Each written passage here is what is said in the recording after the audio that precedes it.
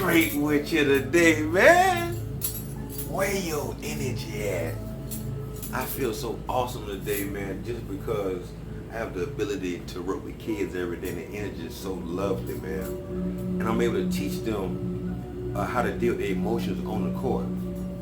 So this week we're doing a whole series about metacognition. It has 3 functions. It's the monitoring, differentiation, and then have it, we're going to go integration. So Monday we spoke about the monitoring part, monitoring the emotions. Today we're going to speak about differentiation, the differentiation part of metacognition, and that's is the ability to make a distinction between a representation and reality. And we've been a strength and conditioning coach. A lot of time at practice, we'll see ourselves do a certain move on the basketball court and we think it's going to succeed or fool the defender. But in reality, we actually trip and fall and the ball goes the other way. But in our mind, I thought it was going to work. But in reality, it actually didn't, because the defender wasn't fooled concerned to basketball. Let's put in real life outside the court. What if I'm going to work and somebody says something to me that I don't quite agree with? Do I feel like they trying me? No, I want to be able to breathe into that and think about, hey, look at their situation. Maybe they might be hungry. Maybe they might just got an argument with their parents. Ask them, hey man, you acting a little different. They're like, what's going on with that? Inquire about that, and you'll be surprised what they might reveal to you. So we want to differentiate between a representation and actually what's real.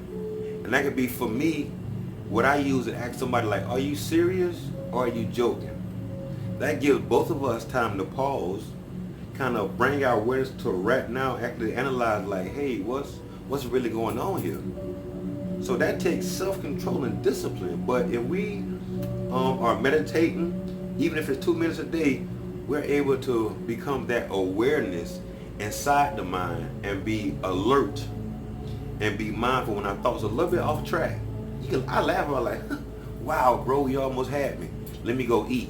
Because if I don't eat, my sugar drop, I get aggressive, I get, my thinking is cloudy, and I'm very short-tempered. So I'm aware within myself what's going on. So I tell myself, look, let me eat first before we have this conversation. Because my differentiation, I'm thinking you trying me. I'm thinking you confronting me. That's not what you're doing.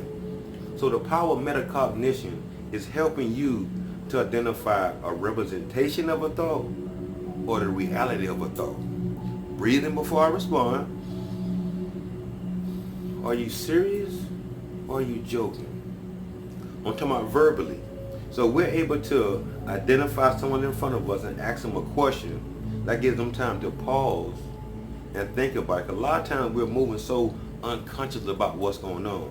So metacognition is the awareness and understanding of one's own thought process. So let's evaluate ourselves first before we start evaluating people outside of ourselves.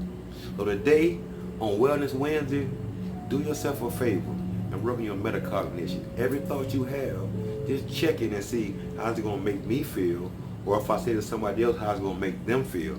Wear their shoes for a little while.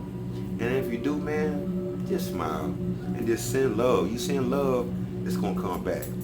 So on Wellness Wednesdays, man, your wellness is 8 components. But when you're well, you're showing wellness and you're living wellness, your light gonna shine so bright if people want to ask you what you're doing. Then you have that time and the platform to express to them what they can do to get themselves on track as well. So feel yourself, respect yourself, and most of all, show yourself self-love. You'll be surprised how many people are watching you and waiting for you to be that example. Namaste Thug. Your wellness is your wealth. Be that change that you want to see. Peace.